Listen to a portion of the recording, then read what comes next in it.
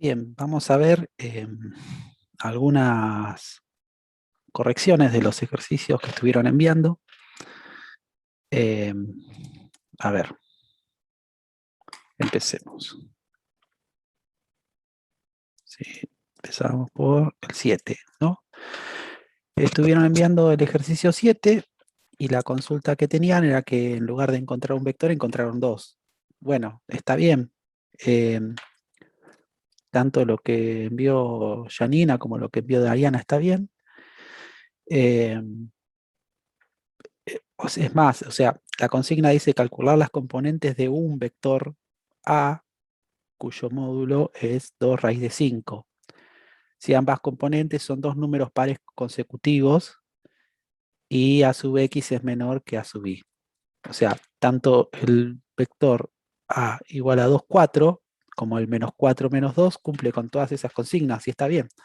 Eh, por ahí en la respuesta tendría que haber puesto las dos opciones, que podría haber sido uno o el otro, pero si me pide uno, con que calcule uno ya está. Eh, es atenerse a la consigna en ese sentido, no es que está mal que hayan puesto dos, pero es eso nada más, para que no les quede duda. Eh, Cuando pide uno, la respuesta es con que den uno está bien, ¿no? Ahora si dice todos los vectores que cumplen con esa propiedad, sería otra cosa, pero, o sea, pide uno y por ahí hay infinitos, o sea, uno le da como respuesta uno cuando lo pide. Em, Eso. Después, el ejercicio 8. El ejercicio 8, a ver, esto es lo que pidió Diana.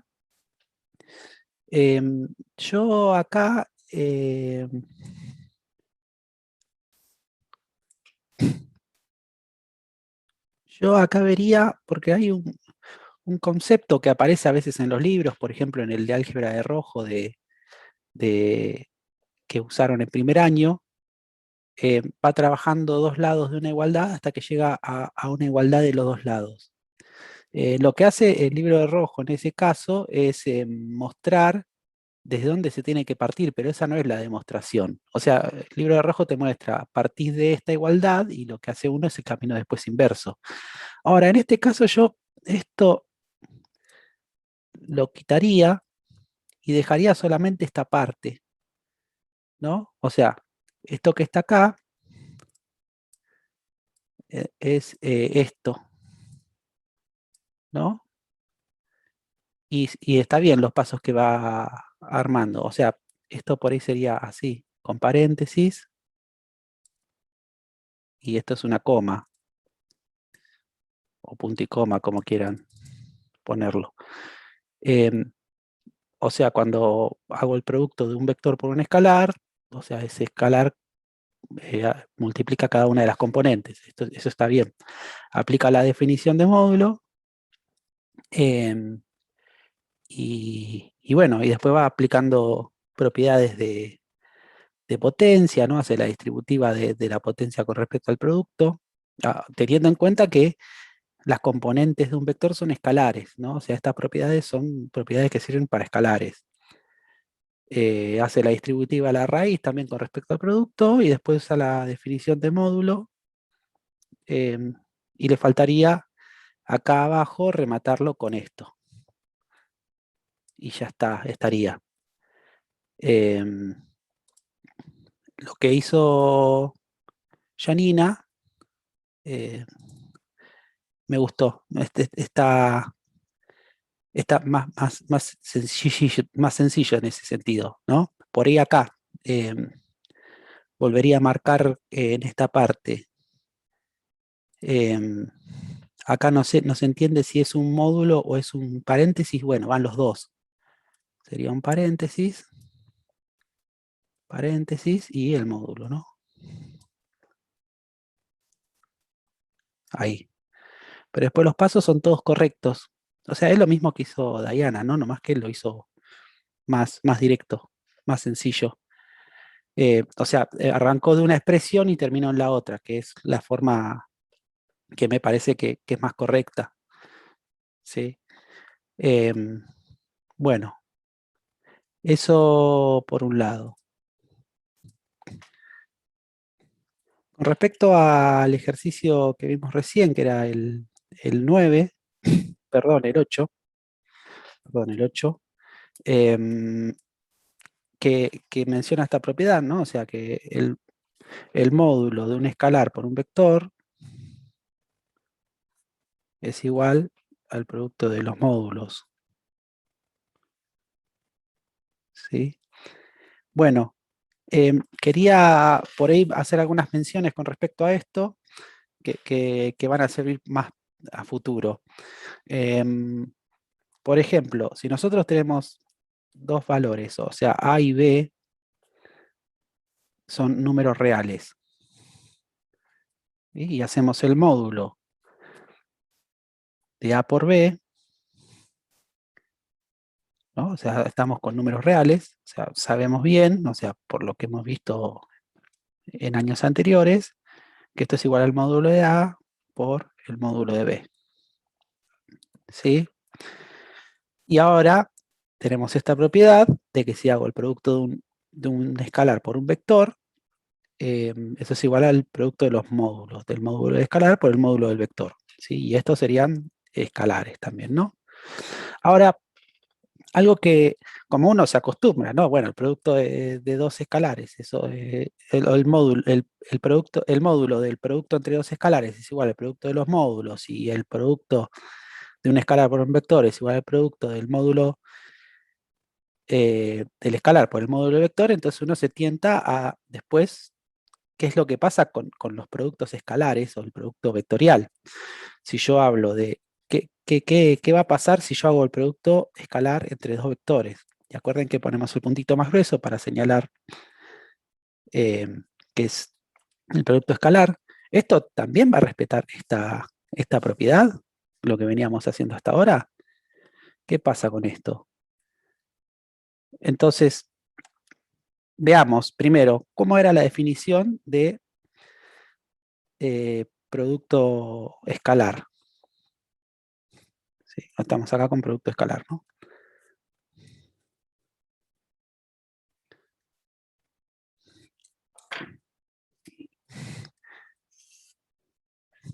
Bueno, habíamos dicho que el producto escalar era igual al módulo del primer vector por el módulo del segundo vector, ¿sí? Pero ya fíjense en que el módulo es entre escalares, porque el módulo en vector es un escalar, ¿sí? No es este producto, por el coseno del ángulo θ, ¿sí?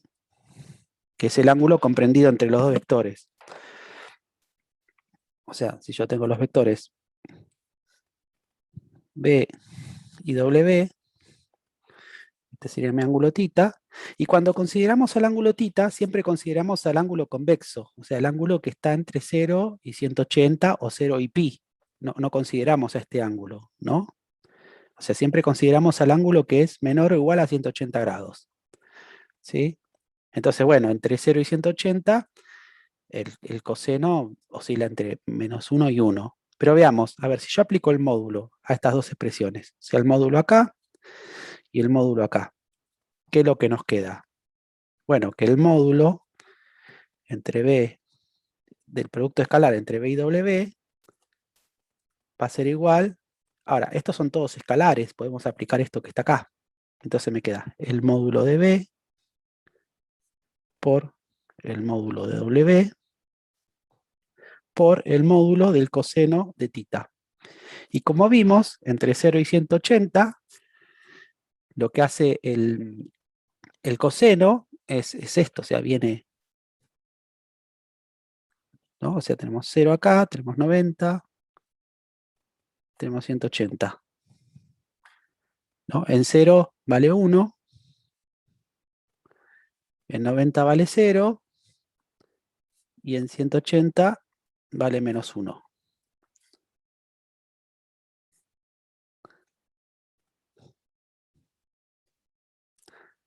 sea, este sería más o menos el gráfico del coseno. O sea, el valor máximo que toma es 1, el valor mínimo que toma es -1, pero pasa por 0. Entonces, el módulo del coseno, o sea, acá el módulo del coseno de un ángulo está entre 0 y entre 1.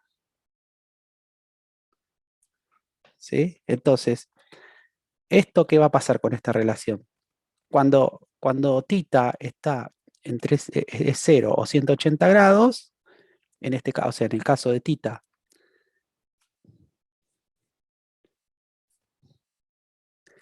que θ es igual a 0 o a 180 grados, ¿no? O sea, en el caso que los vectores son paralelos, se cumple que el módulo del producto vectorial entre W y B es igual al módulo de B por el módulo de W. Pero en el resto de los casos,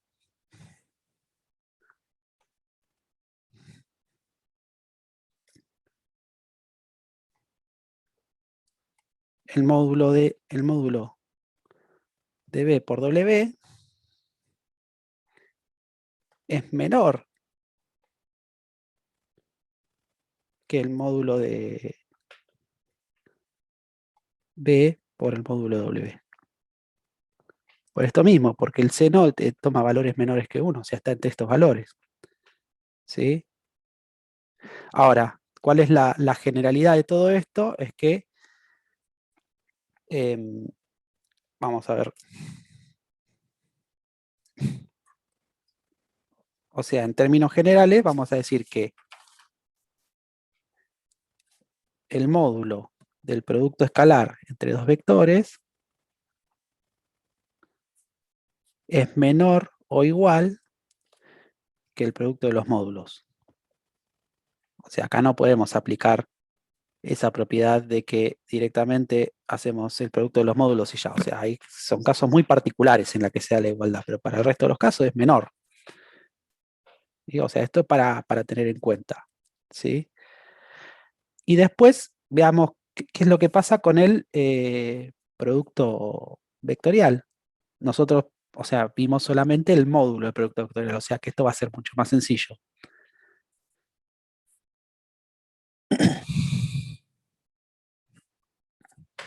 Bien.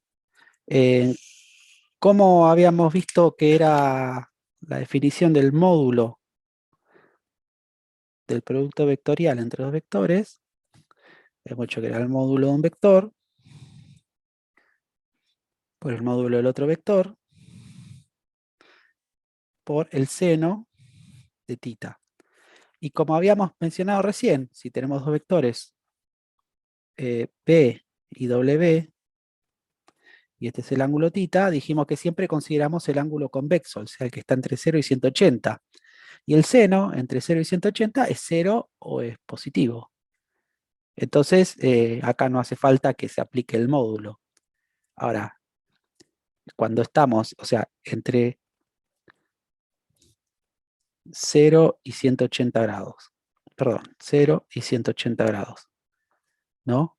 ¿Cómo es el seno de θ? Bueno, está también entre 0 y está entre 1, ¿no? O sea, el gráfico,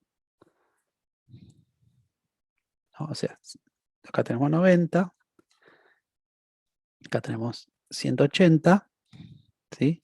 Lo que hace el gráfico, y si acá tenemos 1, ¿no? El gráfico del seno hace esto. Llega hasta acá. Bueno, dice un poco desparejo, pero bueno, no importa.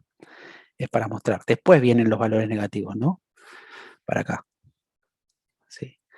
Pero lo que hace el seno es eso. Está entre 0, llega hasta su máximo de 1, o sea que es cuando es 90, o sea, para θ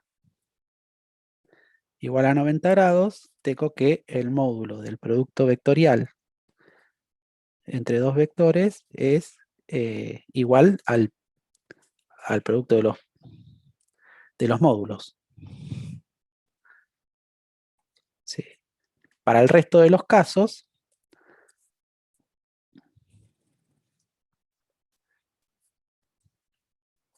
¿no? O sea, es menor, o sea, está entre estos valores, o sea, es menor que, está entre 0 y 1. O sea que el módulo de B producto escalar W es menor que el producto de los módulos, ¿no?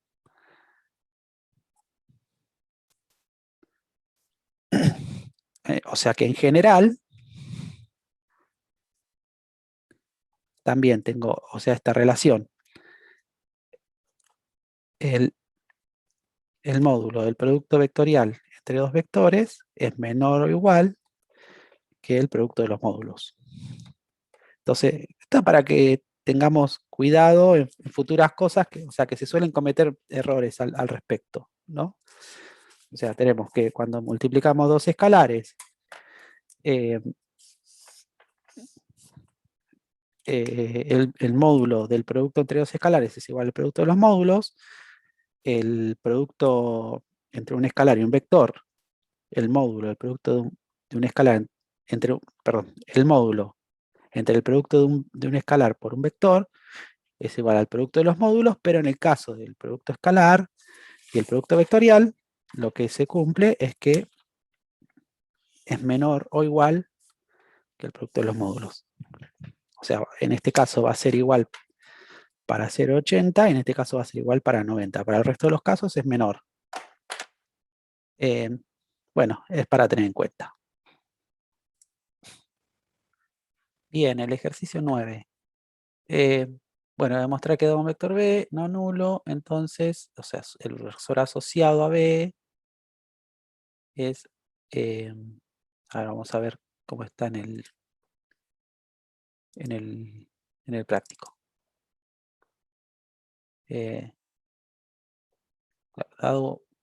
Demostrar que dado un vector P no nulo, entonces el versor asociado a ese vector B es igual a 1 sobre el módulo de B por B. ¿Sí? Bien, entonces, veamos qué es lo que hicieron. Acá los pasos son válidos, ¿no? Aclaro lo mismo que aclaré hace un rato. Se hace una serie de pasos hasta que se llega a una igualdad, ¿no? A que 1 es igual a 1, eso no es la demostración, sino que ahí podría haber de dónde partir, de que 1 es igual a 1 y trabajo de los dos lados hasta que llego a esto, ¿no? Porque en realidad a partir de esto es como que yo estoy teniendo por sentado que esto es cierto, ¿sí? O bueno, o en todo caso digo, bueno, si esto es igual a 1, a ver qué pasa, llegó a una igualdad, entonces ya está. En realidad, llegar a esa igualdad me sirve para probar de dónde partir. ¿Sí? O sea, yo arrancaría de que 1 es igual a 1 y haría todos estos pasos a la inversa. De todas formas, se podría hacer más sencillo. A ver, esto es lo que hizo Janina. O sea, plantea bien, ¿no? O sea, quiere probar esto, ¿no? Que el versor asociado a un vector dado es igual, o sea, a 1 sobre el módulo de B por B, ¿no? Y plantea, bueno, ¿cuál es la definición del producto del versor asociado a un vector? Que tiene la misma dirección y sentido, entonces es paralelo. Si es paralelo, entonces tiene que ser, el versor B tiene que ser igual a lambda por B. Y de ahí, bueno, vuelve a suponer que eso es igual a, bueno, o sea, vuelve a suponer como que eso tiene que ser igual a esto, ahí es donde empieza a haber algún error. Y como es, hace una operación que no está permitida para vectores, o sea, yo tengo el inverso multiplicativo de un escalar, o sea, esas son propiedades para reales, para números reales. Ahora, para vectores no tengo el inverso multiplicativo de un vector. O sea, esto no va. O sea, no divido vector sobre vector. No está. O sea, yo en todo caso puedo decir, bueno, si tengo lambda por un vector, aplico después el inverso multiplicativo y lo paso para el otro lado. Está bien, pero vector sobre vector no son operaciones que estén permitidas en ese sentido. como es, no hay una biyectividad, o sea, escalar por vector es vector. Ahora, para poder pasar vector sobre vector igual a un escalar, bueno, producto vectorial es, o sea, entre dos vectores es un escalar, pero es otra cosa, no es este producto, es otro producto. Y en todo caso, suponiendo que llegó a esto, ¿no? Entonces esto no hacía falta después expresarlo. O sea, ya está, ya se sabe que ese es el módulo. Pero, bueno, o sea, en definitiva está mal, o sea, ya de que haya igualado esto y que haya pasado dividiendo el vector. Lo que hizo Diana no está mal, y si no está mal está bien, ¿no? De la lógica matemática equivalente, si no es falso es verdadero. Lo que sí lo podría haber hecho más sencillo, podemos verlo.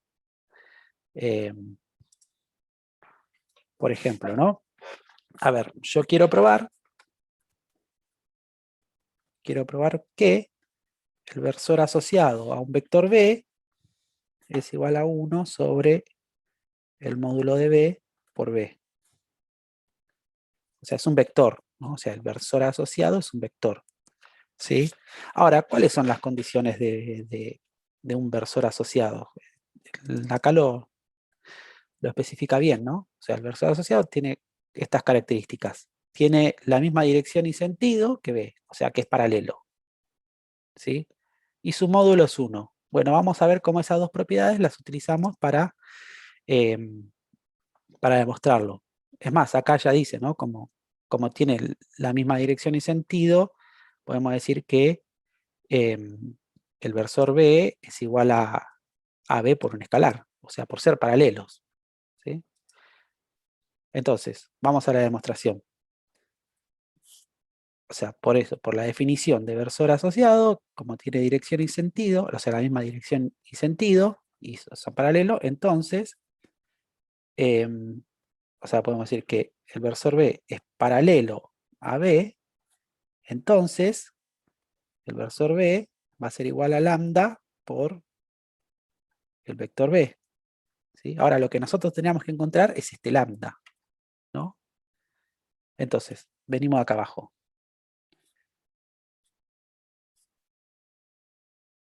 ¿Sí? Lo que podemos hacer es aplicar el módulo, o sea, si estas dos expresiones son iguales, aplicamos el módulo a ambos miembros, ¿no? Y no hace falta que tengamos que desarrollar todo porque ya demostramos recién esto, ¿no? Que el módulo de un escalar por un vector es igual al producto de los módulos, ¿sí? Entonces aplicamos esta propiedad y nos queda, por un lado, o sea, la primera parte de la definición del versor era que es paralelo, entonces podemos expresarlo de esta forma. Y la segunda propiedad, la segunda característica con la que cumplía es que el módulo es 1, o sea que acá ya podemos reemplazar que es 1. Y esto, por esta propiedad que está acá, es igual a lambda, al módulo de lambda por el módulo de B. Entonces el módulo de lambda va a ser 1 sobre el módulo de B. ¿Sí? Entonces, si me habla del módulo de lambda, tenemos dos opciones, ¿no? O que lambda es igual a 1 sobre el vector de B, o que lambda es igual a menos 1 sobre el módulo de B. ¿Sí? Ahora, si hablamos de que el versor tiene la misma dirección y sentido, este no va, porque este me daría un sentido opuesto. Entonces la que me sirve es esta. Y ahí ya queda demostrado. ¿Sí? Queda entonces demostrado. Era sencillo, no hacía falta hacer tanto.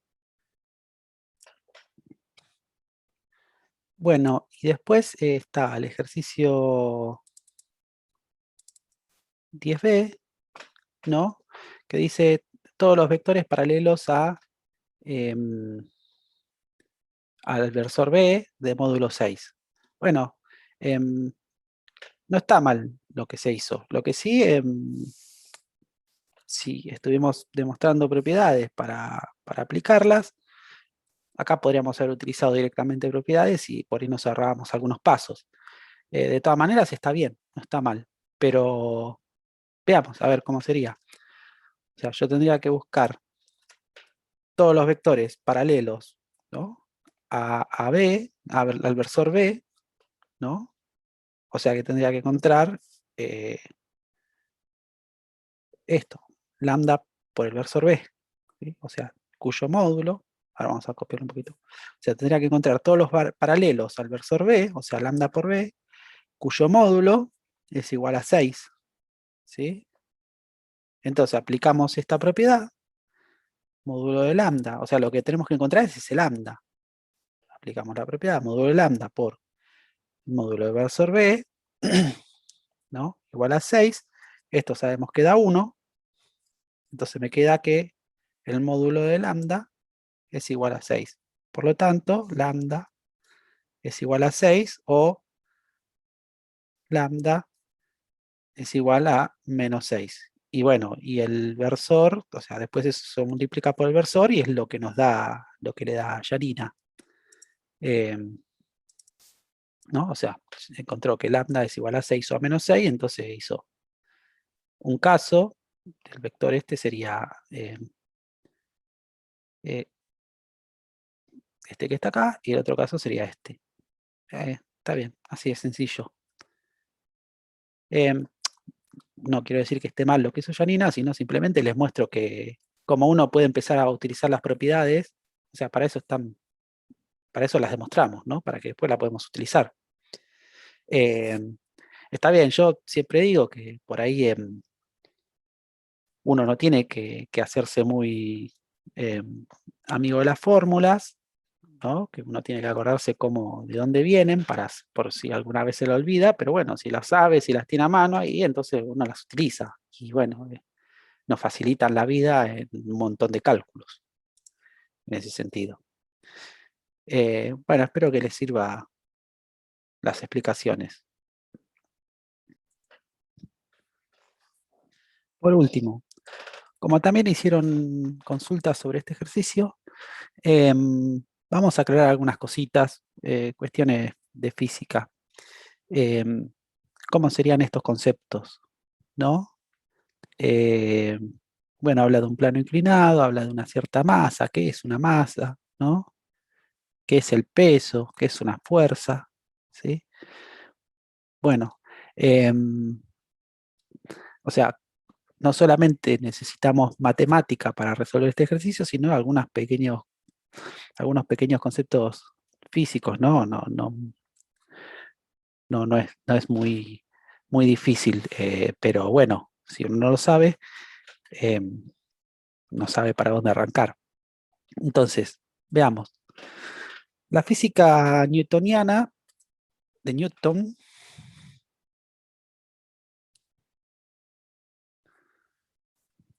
¿sí? Conocido como Sir Isaac Newton, ¿no? Que se sitúa entre 1643 y 1727, ¿sí? Aproximadamente, formuló 3 leyes en las que se fundamenta la física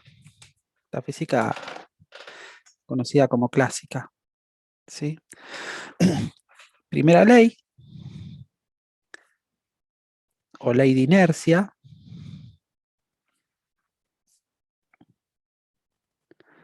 postula algo así como que todo cuerpo en donde no interactúan fuerzas o la sumatoria de todas las fuerzas es nula, se mantiene en reposo o en movimiento rectilíneo uniforme. ¿Qué es esto de movimiento rectilíneo uniforme? O sea, que se mantiene, o sea, que va o sea, la trayectoria es recta, ¿no? Y la velocidad v es constante. ¿Sí? No se altera. O sea, el vector v, que es velocidad, la velocidad también es un vector, siempre se mantiene sobre esa línea, no hay una desviación. Cuando ya hay una desviación, hay una aceleración, ¿sí? Entonces, o se mantiene como es en reposo, donde B es igual a 0, o B es igual a una constante. ¿Sí? O sea, eso es lo que me dice la primera ley de inercia. ¿Cómo entendemos esto? Bueno, en el mundo en el que nosotros vivimos, en la Tierra, si algo está en reposo, ¿no? Es muy difícil ver en la Tierra cuando algo está en movimiento rectilíneo uniforme, porque en realidad siempre actúan fuerzas sobre eso. Pero, por ejemplo, imaginemos en el espacio. Si yo le imprimo una velocidad a un objeto, lo que va a hacer ese objeto va a ir siempre a esa velocidad constante, indefinidamente, hasta que la gravedad de algún planeta lo traiga, y bueno, al haber una gravedad hay una fuerza, y esa fuerza hace que el cuerpo se acelere, que eso es lo que pasa con los planetas, lo que pasa con los cometas, ¿no? O sea, no, no van en movimiento rectilíneo uniforme porque siempre hay alguna gravedad que los atrae. Ahora, no sé si vieron la película, no me acuerdo el nombre ahora, la película de Sandra Bullock, donde ella queda en el espacio, entonces como que recibe un empujón, y si no vienen y la salvan, ella, o sea, queda ahí en el espacio en línea recta a velocidad constante indefinidamente hasta que en algún momento se desvanece, muere, etcétera, etcétera. Eh, si yo a un objeto en el espacio le imprimo una pequeña velocidad, lo que va a hacer es indefinidamente va a ir en movimiento rectilíneo uniforme, indefinidamente hasta que, bueno, como dijimos, la gravedad de algún planeta lo alcance y lo acelere y se lo traiga hacia sí. En la Tierra, por lo general, tienden a mantenerse en reposo porque, bueno, hay un montón de fuerza, la fuerza de rozamiento y un montón de cosas. Si yo empujo algo contra el suelo, una pieza contra el suelo la empujo, puede moverse un poco, pero el rozamiento con el suelo es otra fuerza que lo frena. Entonces, por lo general, en la Tierra nosotros solemos ver que lo que sucede es esto. ¿Sí? En el vacío, donde no hay rozamiento, sucede eso. Que obviamente que el reposo es un caso particular donde K es igual a 0. Después existe la segunda ley, que es la ley de masa, se lo llama así, donde asegura que si hay una fuerza constante, hay una aceleración. O sea, una fuerza aplicada a una cierta masa produce una aceleración. Y la fórmula que lo determina es igual a fuerza, es igual a masa por aceleración. ¿Sí?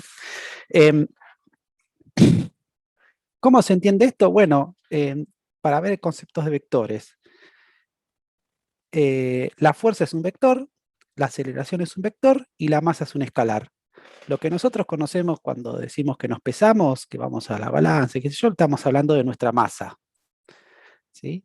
O sea, es el peso, o sea, es otra cosa. El peso sería la fuerza que, por ejemplo, que ejerce la Tierra sobre un cuerpo. Eso es lo que hace que sea el peso. ¿Sí?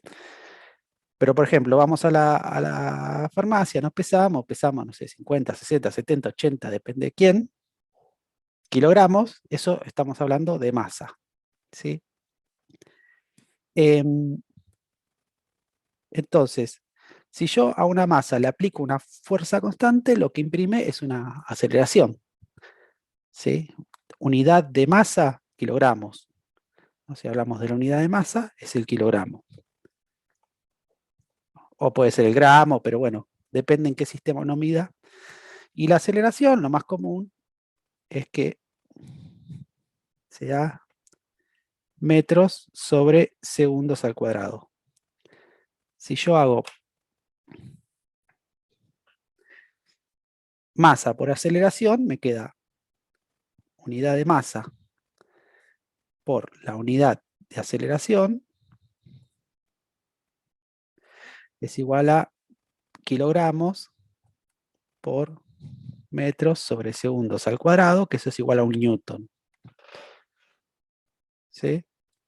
Que la unidad de fuerza es el newton. Entonces, si nosotros hablamos del peso, el peso tendría que medirse en newton, porque es una fuerza, ¿no? Haciendo un paralelismo con esto, el peso, o sea, usando esta misma ley, la ley de masa, el peso va a ser igual a la masa del cuerpo por la aceleración de la gravedad. ¿Sí? Que la aceleración de la gravedad es aproximadamente 9,8 metros sobre segundos al cuadrado. Nosotros usamos 10 en el ejercicio para simplificar cálculos. ¿Sí? Pero, o sea, fíjense, o sea, nosotros estamos constantemente ejercidos por una fuerza gravitatoria, lo que nos produce una aceleración. Como estamos contra la Tierra, bueno, no nos aceleramos, pero si, por ejemplo, caemos, la aceleración que va a adquirir nuestro cuerpo y cualquier cuerpo es G. ¿Sí? Y no depende de la masa, depende de la gravedad. Galileo se dio cuenta en su momento que cuando, al contrario de lo que se creía hasta ese entonces, que arrojando dos cuerpos de distintas masas, se dio cuenta que los dos caían al mismo tiempo. Y, o sea, no, lo arrojó, por ejemplo, de la Torre de Pisa, una distancia considerable. Una bola de acero, una bola de madera, y se dio cuenta que los dos cayeron juntos. Y lo que se creía en ese momento es que no, que lo que era más pesado caía más rápido y lo que era más liviano no. Porque bueno, en realidad no depende el tiempo en el que va a caer de la masa, sino que de la aceleración de la gravedad, que es esta. ¿Sí? O sea, las mediciones dan que es aproximadamente 9,8, pero bueno, acá en el ejercicio usamos 10 para simplificar algunos cálculos. O sea, que esto es lo que me dice que si yo estoy aplicando una fuerza que es constante a una masa, lo que voy haciendo va a ser ir más rápido. Si volvemos al ejemplo del espacio, ¿no? Si yo tengo un objeto y lo empujo con una fuerza, ¿no? Lo que va haciendo esto va acelerando. Y, o sea, y cada vez va a ir más rápido si esa fuerza se mantiene constante. En el momento que lo suelta, obviamente, lo que va a pasar, volvemos a la ley de inercia, en la velocidad en la que quedó el objeto, con esa velocidad se va a mover indefinidamente, eso en el vacío, ¿no? En el espacio, supongamos, va a quedar en la velocidad en la que lo dejó la fuerza y así constantemente hasta que sea atraído por algún otro cuerpo. Y por último, la tercera ley, que es por ahí la más popular, que es la ley de acción y reacción.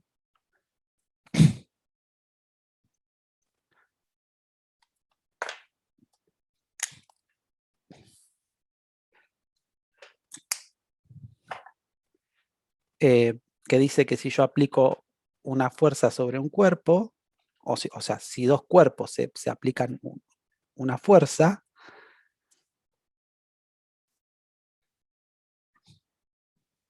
¿sí? Una fuerza F, el otro cuerpo le ejerce una fuerza con igual dirección, con igual magnitud, pero con sentido contrario. O sea, le aplicaría menos F. O sea,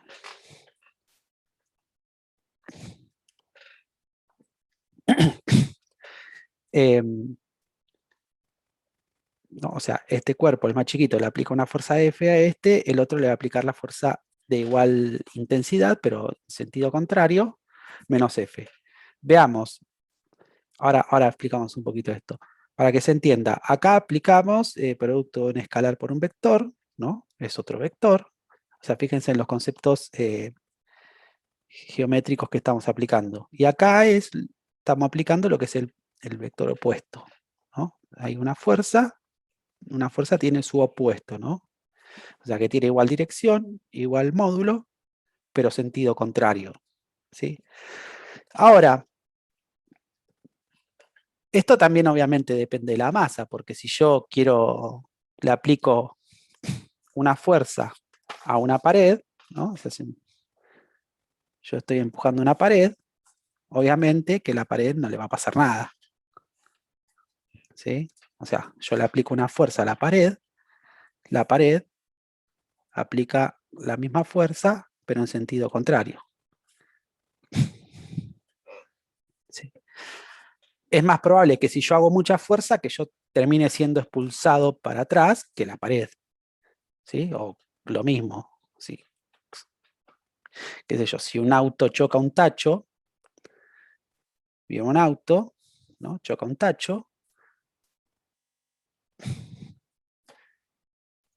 la fuerza que aplica el auto contra el tacho es la misma que le aplica el tacho al auto, pero en sentido contrario. Lo que pasa es que, bueno, hay una diferencia considerable de masas. El tacho va a ser despedido, el auto no. El auto por ahí va a tender a frenar. Eh, Eso en ese sentido, ¿sí? Eh, bueno, hasta ahí, o sea, son los conceptos, o sea, son las tres leyes, ¿no? Dice que un cuerpo tiende a estar, si no hay fuerzas que interactúen, o la sumatoria de las fuerzas es nula, tiende a mantenerse en reposo o en movimiento rectilíneo uniforme, o sea, una velocidad constante en forma recta. Después, si se le aplica una fuerza, le imprime una aceleración, y toda fuerza que se ejerce sobre un objeto, este objeto ejerce una fuerza en sentido contrario, de igual magnitud. En esas tres leyes nos vamos a basar para aplicar el ejercicio. Veamos el ejercicio 13. ¿No? O sea, yo acá ya hice el grafiquito, resumí los datos, me dice que esta caja está en un plano inclinado, 37 grados, este sería el ángulo θ, ¿no? 37 grados. Eh, la caja tiene una masa de 50 kilogramos, o sea, 500 newton. ¿Cómo hace para calcular esto? Eh, o sea, les ahorro el paso de calcularlo. Lo que aplica es lo que vimos recién, que el peso de una cierta masa es igual a la masa por la aceleración de la gravedad. Lo que hicimos, consideramos a G, la aceleración de la gravedad, aproximadamente como 10 metros sobre segundos al cuadrado. ¿Sí? Entonces lo que se hizo es que el peso es igual a 50 kilogramos por 10 metros sobre segundos al cuadrado. Entonces me queda que el peso es igual 50 por 10, 500, y lo que vimos que kilogramos por metro sobre segundos al cuadrado son newton. ¿Sí? Así de sencillo. Esa es la cuenta que se hace, pero bueno, no se las pide, pero se las explico porque me parece que está bueno que lo entiendan. Y aparte que entiendan que el peso es una fuerza más. Si estamos hablando de fuerzas, el peso es una fuerza más. Ahora, veamos, ¿qué es o sea, el plano inclinado es algo de lo que se considera en física como máquinas simples.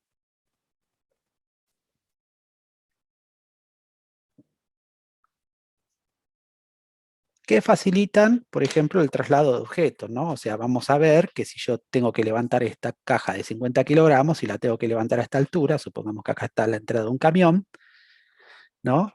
Tengo que utilizar 50 kilogramos o una fuerza de 500 newton para poder levantarla, o sea, como mínimo, para levantarla y subirla al camión. Ahora vamos a ver que con el plano inclinado, la fuerza que aplicamos es menor. ¿Por qué? ¿Qué hacemos? Vamos a generarnos un nuevo sistema de coordenadas, ¿no? Que nos sea más cómodo. Entonces, ¿qué vamos a hacer? Vamos a hacer un eje que sea perpendicular al plano, ¿no? Más o menos. Y vamos a hacer un eje que sea paralelo al plano. Más o menos, o sea, lo estoy haciendo a ojo, así que... ¿Y cómo entendemos dónde está el ángulo tita acá? Bueno, veamos de la siguiente manera. Si yo la fuerza esta la prolongo, ¿no? Lo que me queda acá es este triángulo rectángulo, donde este ángulo es recto, ¿no? Entonces, este ángulo más este suman 90 grados, o sea que este ángulo que está acá es el complemento, ¿sí? Ahora, como esta es la línea del plano y esta es paralela, ese mismo ángulo verde se ve acá, ¿sí? Y como esto suma la tengo con 180, esto es 90 grados, mi ángulo tita, o sea, el complemento de esto es tita, o sea que acá está tita, ¿sí? Para que se entienda. O sea, el tita está acá, ¿sí? Porque como este ángulo es igual a este, esto me queda que es tita, ¿sí? Ahora veamos, el peso va hacia el centro de la Tierra, o sea, la fuerza gravitatoria eh, tiene dirección hacia el centro de la Tierra, ¿sí? Ahora, al inclinar el plano, yo estoy haciendo que parte de esa fuerza sea absorbida por el plano.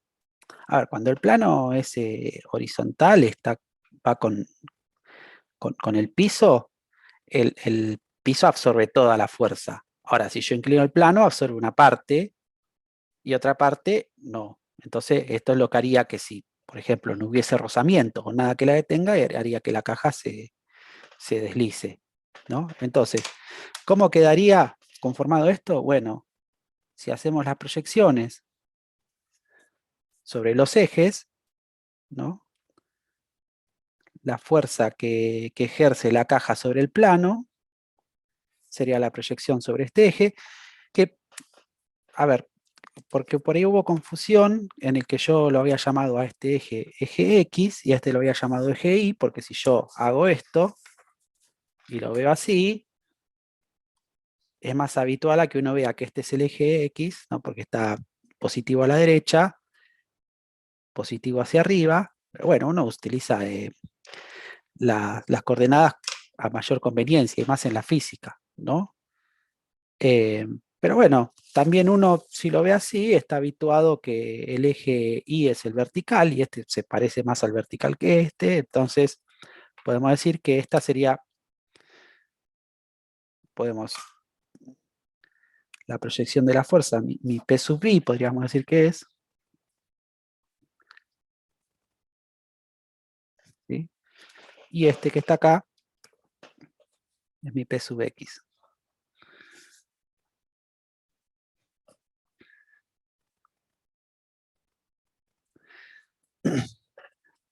Ahora, nosotros estamos trabajando todo con módulos, porque acuérdense que estamos trabajando en forma, en coordenadas polares. Estamos con un ángulo y con el módulo del vector, ¿sí?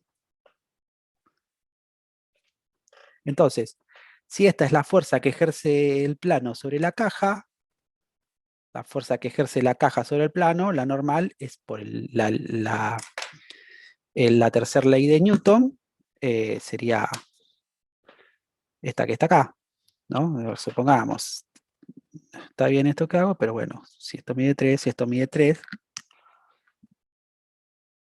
¿sí? Esta sería mi fuerza normal, que es la fuerza que ejerce el plano sobre la caja, ¿sí? En ese caso yo tendría que mi P sub I menos la fuerza normal, como son iguales en módulo, pero opuestas en sentido, esto me va a dar 0. O sea, ¿sí? Siempre hablando de módulos, ¿no?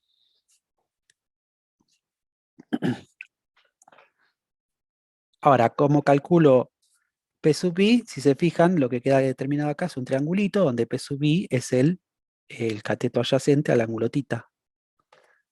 Y el peso es la hipotenusa. O sea que yo tendría que el coseno de tita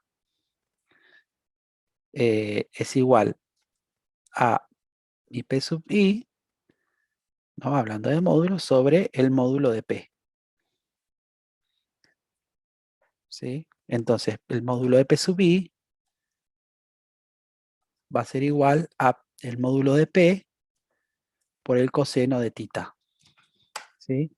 Entonces, reemplazamos acá y me queda el módulo de P por el coseno de tita menos el módulo de N me va a dar 0. Reemplazamos, esto era 500 newton, por el coseno de 37 menos el módulo de N igual a 0, y hacemos el cálculo con la calculadora. 500 por coseno de 37,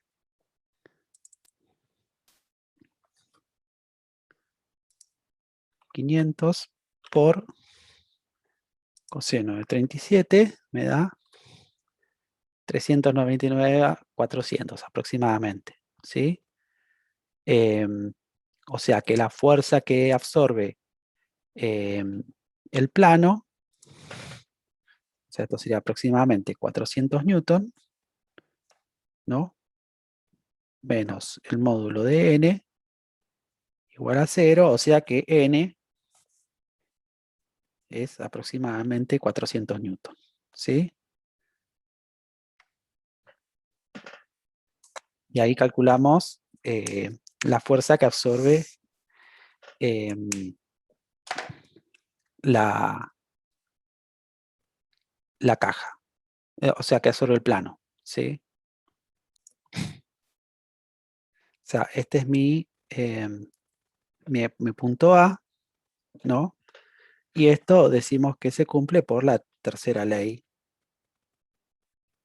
de Newton, ¿sí?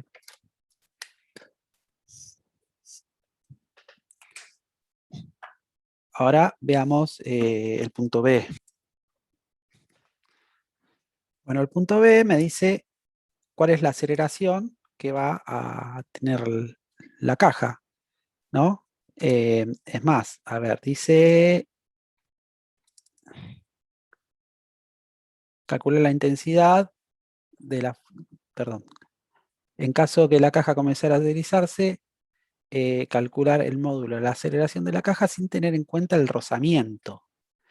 ¿Por qué dice esto? Porque en realidad lo lógico es que la caja, o sea, el plano inclinado, más allá del material que esté hecho, siempre ejerce un rozamiento, o sea, en el mundo que vivimos nosotros, no estando en el vacío, en la Tierra, el plano, por más lustrado que esté, va a ejercer un rozamiento que puede detenerla o no a la caja, o sea, puede ser que la detenga o no. Por eso dice que no consideremos el rozamiento, porque el rozamiento sería una fuerza más que frenaría la caja. Ahora, si esto fuese algo que no tuviese rozamiento, la caja empezaría a deslizarse indefectiblemente, porque no hay nada que la detiene. Esta fuerza le imprimiría una aceleración, ¿sí? Entonces, tenemos que la fuerza esta, o sea, esta dijimos que era igual a 0 porque acá detenía, o sea, el plano estaba sosteniendo a la caja y estaba ejerciendo una fuerza contraria, ¿no? O sea, acá pudimos ver que era igual a 0. Ahora acá no hay nada que efectúe una fuerza contraria, porque lo único que lo frenaría sería el aire, que consideramos que es 0, ¿no? O más bien consideramos que está en el vacío. Entonces, el módulo de la fuerza, del peso, de la proyección del peso en X, va a ser igual a la masa de la caja por la aceleración, por el módulo de la aceleración, porque como estamos trabajando todo con módulo nosotros, ¿no? Estamos en coordenadas polares, de alguna forma, lo que tenemos es esto. Esta es la segunda ley, la ley de masa.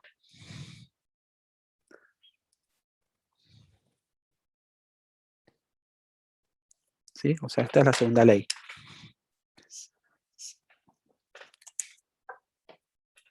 Si consideramos la proyección del peso en X, es equivalente al cateto opuesto, o sea que tenemos que el coseno de tita, perdón, el seno de tita, porque es cateto opuesto, el seno de tita es igual al módulo del peso,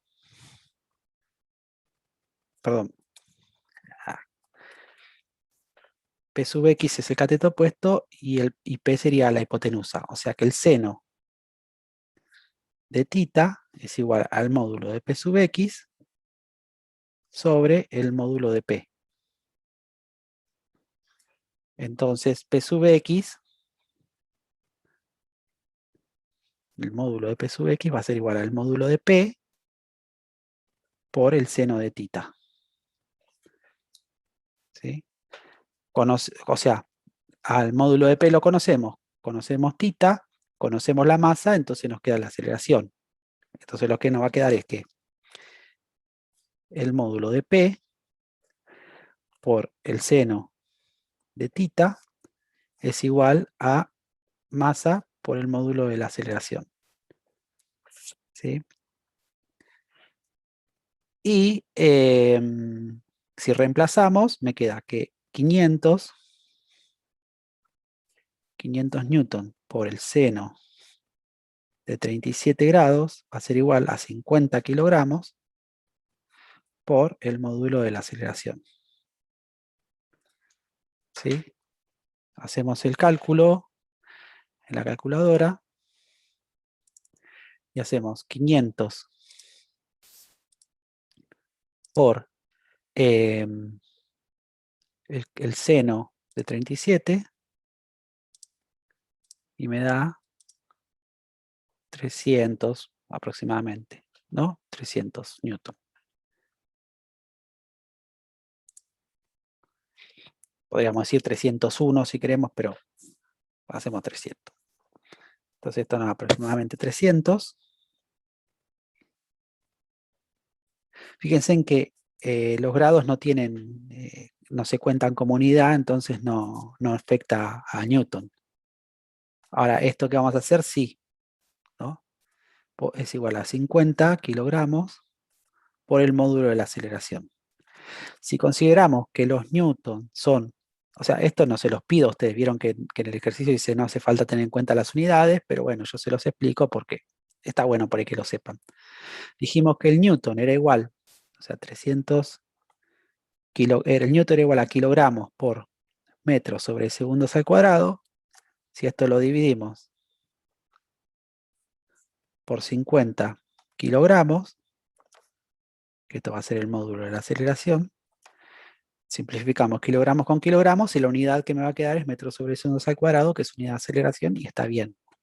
300 sobre 50 es 6. 6 metros sobre segundos al cuadrado. Esto va a ser el módulo de la aceleración. ¿Sí? ¿Qué es lo que me pide el ejercicio, el punto B? ¿Sí? Ahora, ¿qué me pide el punto C? Me pide cuál es la intensidad de la fuerza mínima necesaria para frenar la caja que se desliza. Bueno, eso ya lo calculamos. O sea, en el punto C, o sea, la caja se desliza, o sea, la fuerza que hace que la caja se acelere es esta, P sub X, ¿no? P sub X, habíamos dicho que era 300 newton. Ahora fíjense, una caja que tiene un peso de 500 newton, que para levantarla hace falta un peso de 500 newton, la fuerza que necesitamos como para empujarla por el plano inclinado, o sea, me ahorro 200 newton. O sea, supongamos, aplico 301 newton y ya puedo empezar a empujarla hacia donde tengo que llevarla. ¿Sí? Hay casi 200 newton que me ahorro para empujar la caja. ¿Sí? Eso, bueno, para frenarla justo por la ley de acción y reacción, la freno con 300 newton y un poquito más. Si quiero empujarla, bueno, aplico 301, 302 newton, a partir de ahí ya la puedo empezar a empujar y